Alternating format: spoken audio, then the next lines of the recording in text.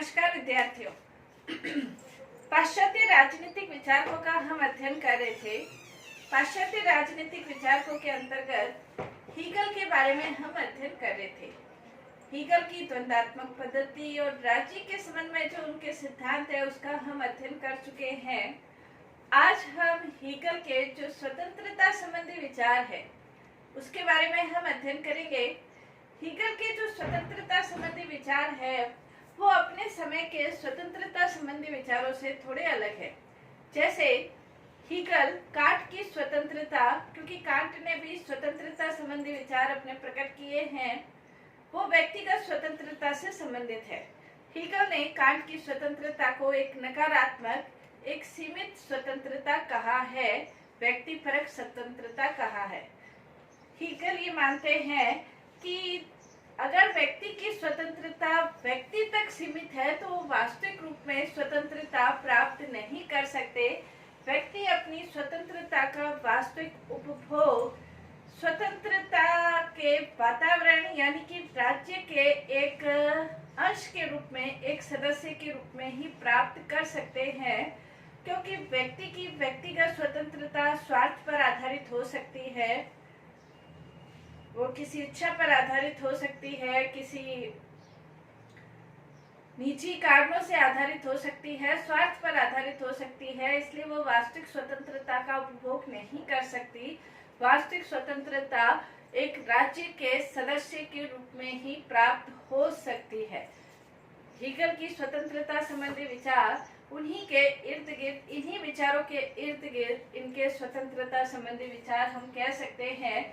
Hegel ये कहता है कि मानव हृदय में स्वतंत्रता की जो सर्वोत्कृष्ट भावना है उसी का साकार रूप राज्य है।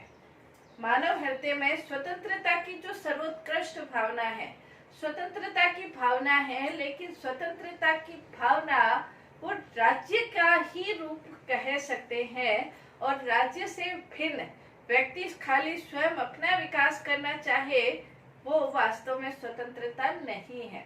इसके अंतर्गत नेक्स्ट हम इसकी स्वतंत्रता के संदर्भ में ये भी कह सकते हैं कि आधुनिक राज्य का तत्व यह है कि वह अंशों की सत्ता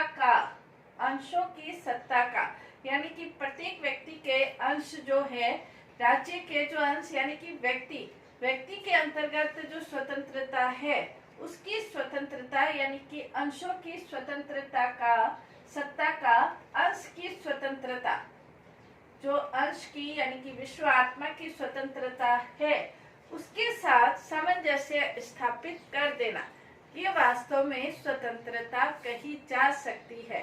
यानी कि व्यक्ति अपनी स्वतंत्रता का उपभोग व्यक्ति होने के नाते नहीं, बल्कि एक राज्य का अंश या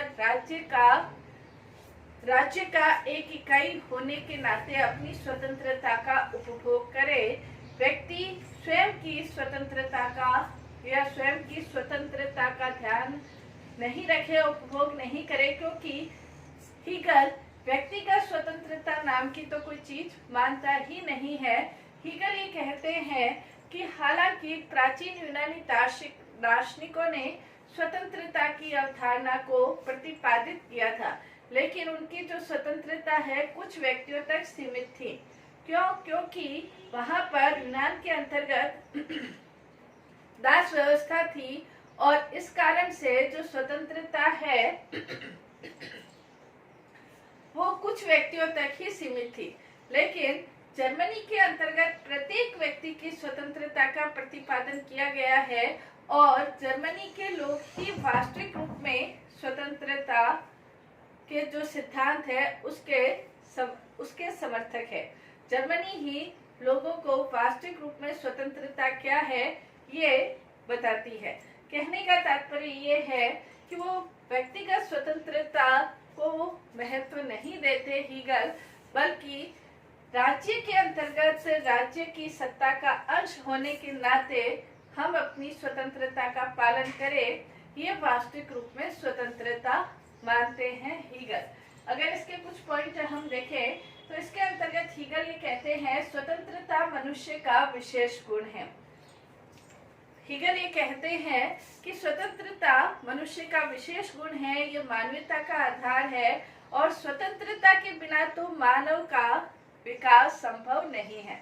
स्वतंत्रता ही व्यक्ति के व्यक्तित्व विकास की ओर अग्रसर करती है और स्वतंत्र रहकर ही व्यक्ति अपनी पूर्णता को प्राप्त करता है। लेकिन यहाँ स्वतंत्रता का तात्पर्य व्यक्तिगत इच्छा, व्यक्तिगत स्वार्थ, व्यक्तिगत लक्ष्य, उद्देश्य नहीं है, बल्कि समाज के हित में, राज्य के हित में, राज्य की उन्नति के लिए और राज्य के अंश होने के नाते राज्य की इच्छाओं का पालन करना, ये स्वतंत्रता है। तो स्वतंत्रता का वो महत्व समर्थन करते हैं और समर्थन करने के साथ ही मनुष्य का विशेष गुण भी मानते हैं, मानवता का गुण भी मानते हैं। लेकिन स्वतंत्रता से उनका आशय समाज का, राज्य का सदस्य होने के नाते राज्य की इच्छाओं का पालन करना ही स्वतंत्रता है। इस संदर्भ में स्वतंत्रता का अर्थ प्रतिपादित करते हैं। नेक्स्ट, इसके अंतर्गत स्वतंत्रता सामाजिक व्यवस्था की विशेषता है। इसको हम ऐसे समझ सकते हैं जैसे F.H. ब्रैडले ने ये कहा है, मेरा पद और उसके कर्तव्य, ये स्वतंत्रता है। यानी कि सामाजिक व्यवस्था के अंतर्गत समाज के सदस्य होने के नाते व्यक्ति को उसका कुछ पद निर्धारित किया जाता है और सामाजिक व्यवस्था के सदस्य होने के नाते जो पद उसका निर्धारित किया गया है, उस पद के अनुरूप अपने कर्तव्य का पालन करना, ये वास्तव में स्वतंत्रता है। राज्य को, क्योंकि हीगल राज्य को बहुत ज्यादा महत्व देते हैं और राज्य को महत्व देते हैं, राज्य को क्यों महत्व देते हैं? क्योंकि वो राज्य को ईश्वर का अवतरण मानते हैं। तो राज्य अपनी इच्छाओं को कार्य रूप में परिणत करने के लिए व्यक्तियों को कुछ कर्तव्य निर्धारित करते हैं। उन कर्तव्यों का पालन करना ही सच्ची स्वतंत्रता है। क्योंकि यदि व्यक्ति अपने कर्तव्यों, अपना जो पद है और उस पद के अनुरूप अपने कर्तव्यों का पालन करता है, प्रत्येक व्यक्ति अपने कर्तव्य का पालन करता है, तो समाज में व्यवस्था, शांति, सुव्यवस्था, इसकी स्थापना होगी। और जब समाज में शांति, व्यवस्था की स्थापना होगी तो व्यक्ति को स्वतंत्रता ऑटोमेटिक रूप से ही प्राप्त हो जाएगी। उसके लिए उसे किसी संघर्ष की, प्रतिस्पर्धा की कोई आवश्यकता नहीं रहेगी। जैसे हम यदि देखें, राजनेता अपने कर्तव्यों का संपादित करे, न्यायाधीश अपने कर्तव्यों का पालन करे, पुलिस अपने कर्तव्यों का पालन करे, स्टूडेंट अपने कर्तव्यों का पालन करे, सभी अपने कर्तव्यों का पालन करे, माता पिता अपने कर्तव्यों का पालन करे, तो समाज के अंतर्गत जो व्यवस्था, शांति है, वो एक समाज के सदस्य होने के नाते व्यक्तियों को स्वतः ही स्वतंत्रता प्राप्त होती है। उन्हें स्वतंत्रता के लिए कोई संघर्ष करने की आवश्यकता नहीं रहती। स्वतंत्रता के लिए संघर्ष तभी होता है, हीगल के अनुसार, जब व्यक्ति अपनी व्यक्तिगत स्वतंत्रता को प्राप्त करने की कोशिश करता है। जब सामाजिक व्यवस्था के अंतर्गत वो स्वतंत्रता प्राप्त करता है तो वो उसे अपने आप वो स्वतंत्रता प्राप्त हो जाती है। जैसे वो ये कहते हैं कि आत्म इच्छा की नकारात्मक स्वतंत्रता के स्थान पर, आत्म इच्छा यानी कि मेरी ही उन्नति हो, मेरा ही भला हो, मैं ही आगे बढ़ूं, मुझे ही ये लक्ष्य प्राप्त करना है, उसके स्थान पर राज्य में नागरिकता की, एक नागरिक होने के नाते राज्य के अंतर्गत आपके जो कर्तव्य है उसका यदि आप पालन करते हैं तो वो वास्तविक स्वतंत्रता राज्य के अंतर्गत स्थापित हो सकती है। तो राज्य के अंतर्गत स्वतंत्रता का तात्पर्य व्यक्तिगत स्वतंत्रता से नहीं होकर बल्कि हीगल सामाजिक स्वतंत्रता के अंतर्गत मानते हैं, यानी कि अपने कर्तव्यों का संपादन करना, ये वास्तव में स्वतंत्रता मानते हैं। और इसी के अंतर्गत व्यक्ति अपनी पूर्णता की अभिव्यक्त करता है। नेक्स्ट, व्यक्तिगत सुख दुख में ही सामाजिक भाव निहित होते हैं।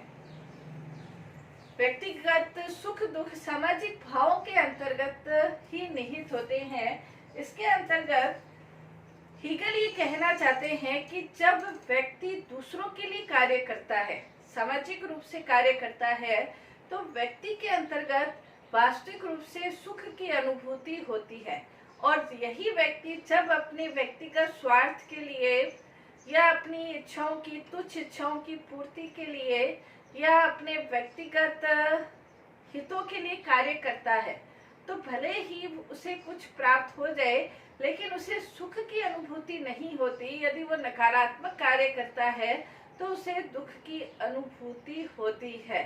तो यदि व्यक्ति राज्य का अपने आप को अंश स्वीकार करता है, सामाजिक व्यवस्था का एक आधार स्वीकार करते हुए उसके अनुसार कार्य करता है, समाज की भलाई के लिए परोपकार सहयोग के आधार पर यदि व्यक्ति के द्वारा कार्य किया जाता है, तो ये सबसे बड़ा आत्मिक ज्ञान, आत्मा की पूर्णता की अभिव्यक्ति उसके अंतर्गत होती है और व्यक्ति वास्तविक रूप से स्वतंत्रता का उपभोग कर सकता है।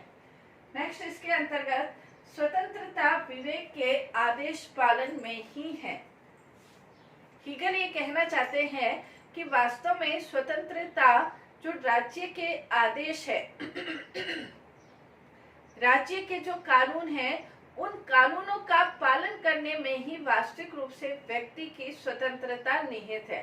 क्योंकि व्यक्ति की स्वयं की जो इच्छा है, वो स्वयं की इच्छा चंचल भी हो सकती है, भावनाओं पर आधारित हो सकती है, धर्म पर आधारित, धर्म के अंधविश्वास पर आधारित हो सकती है, लेकिन राज्य की जो इच्छा है वो हमेशा इनसे हटकर होती है। यानी कि राज्य की इच्छा चंचलता, धर्मांधता या भावात्मकता इन अवगुणों पर आधारित नहीं होती, बल्कि राज्य की इच्छा हमेशा विवेकपूर्ण होती है। क्यों होती है? क्योंकि राज्य पृथ्वी पर ईश्वर का अवतरण है, विश्व आत्मा का अवतरण है। और जब राज्य विश्व आत्मा का अवतरण है, तो इसके कारण से राज्य जो भी इच्छा करता है वो हमेशा विवेकपूर्ण ही इच्छा होती है। तो यदि तत्कालीन दृष्टि से देखें तो व्यक्ति को यदि ये महसूस होता है कि राज्य की इच्छा का पालन करना उसके हितों के अनुकूल नहीं है, तो भी उसे राज्य के कानूनों का पालन करना चाहिए और उसमें विरोध करने का विचार भी उसके द्वारा नहीं आना चाहिए। क्योंकि राज्य ईश्वर का अवतरण है और ईश्वर का अवतरण होने के कारण राज्य की इच्छा सामान्य इच्छा पर आधारित है और सामान्य इच्छा हमेशा नैतिक है, सर्वोत्तम है, श्रेष्ठ है, परोपकारी है। इसलिए उसमें किसी भी प्रकार के अवगुण नहीं हो सकते। वो विवेक पर आधारित है, हमेशा उचित है, न्यायिक है, नैतिक है। इसलिए सही है, तो जो सही है उसके बारे में किसी भी प्रकार का संशय उत्पन्न नहीं होना चाहिए। तो राज्य की वास्तव में व्यक्ति की स्वतंत्रता बिना किसी संशय के राज्य के आदेश और कानूनों का पालन करने में निहित है, क्योंकि वो हमेशा सही है, वो हमेशा उचित है। इसके अलावा हीगल ये कहते हैं कि विश्व आत्मा स्वतंत्र है और स्वयं में परिपूर्ण है। और विश्व आत्मा स्वतंत्र है और स्वयं में परिपूर्ण है। हीगल ये कहते हैं कि ये जो भौतिक विश्व है ये स्वतंत्र नहीं है, क्योंकि ये गुरुत्वाकर्षण के नियमों के अधीन है और जो अधीन है वो परतंत्र है, स्वतंत्र नहीं हो सकता है। लेकिन विश्व आत्मा हमेशा स्वतंत्र है और विश्व आत्मा अपनी स्वतंत्रता की परिपूर्णता राज्य के अंतर्गत निहित करता है और राज्य के अंतर्गत जो अपनी परिपूर्णता निहित करता है, इसके कारण से राज्य की इच्छाओं का पालन करना, राज्य के आदेश, राज्य के कानूनों का पालन करना व्यक्ति का स्वतंत्रता का एक आवश्यक तत्व माना जाता है। क्योंकि विश्व आत्मा स्वतंत्र है, ये भौतिक जगत स्वतंत्र नहीं है। इसलिए स्वतंत्रता वही है कि वो राज्य के आदेश, कानूनों का पालन करे। नेक्स्ट उन्होंने ये कहा कि राज्य की स्वतंत्रता का मूर्तिमान रूप है। राज्य स्वतंत्रता का मूर्तिमान रूप है। राज्य और व्यक्ति के स्वतंत्रता में किसी भी प्रकार का विरोध नहीं है, क्योंकि यदि व्यक्ति कोई गलत कार्य करता है और राज्य उसे सजा देता है, तब भी राज्य की इच्छा का पालन करना चाहिए, क्योंकि इसमें व्यक्ति के बुराई को ही दूर करने का प्रयास किया जाता है। और व्यक्ति के अंतर्गत जो बुराई है वो राज्य के द्वारा यदि दूर होती है तो उसका भला व्यक्ति का ही होगा और व्यक्ति अपनी बुराइयों को दूर करके श्रेष्ठता को प्राप्त करेगा। तो व्यक्ति और राज्य में किसी भी प्रकार का विरोध संभव नहीं है। व्यक्ति जो कार्य करेगा राज्य के द्वारा व्यक्ति के हित में, व्यक्ति की भलाई में जो कानून बनाए जाएंगे, वो नियम बनाए जाएंगे, वो व्यक्ति की भलाई के लिए ही है और इससे व्यक्ति भी अपनी श्रेष्ठता को प्राप्त करता है। इसलिए व्यक्ति की स्वतंत्रता राज्य के कानूनों का पालन करने में ही निहित है। व्यक्ति अपनी स्वार्थ के अनुसार किसी भी प्रकार का स्वतंत्रता का उपभोग नहीं करे। इसके अंतर्गत निष्कर्ष में हम कह सकते हैं कि हीगल का जो राज्य दर्शन है उसने मानव स्वतंत्रता का सर्वथा हनन कर दिया है, जिसका प्रवर्तन लॉक ने किया था। मिल्टन ने मानव की स्वतंत्रता का जो प्रतिपादन किया, व्यक्ति की स्वयं की स्वतंत्रता का हीगल ने हनन कर दिया है। व्यक्ति की स्वतंत्रता को राज्य की बलिवेदी पर उसने न्योछावर कर दिया है। लेकिन उस समय जो जर्मनी की स्थिति थी उसको देखते हुए हीगल ने जो स्वतंत्रता संबंधी विचार प्रकट किए हैं वो इसी संदर्भ में किए हैं ताकि व्यक्ति अपनी व्यक्तिगत स्वतंत्रता का परित्याग करके राष्ट्र की स्वतंत्रता के बारे में सोचे, राष्ट्र की उन्नति के बारे में सोचे, ताकि जर्मनी एक संप्रभु संपन्न शक्तिशाली राष्ट्र बन सके। और इसी संदर्भ में उन्होंने अपने स्वतंत्रता संबंधी विचार प्रकट किए हैं।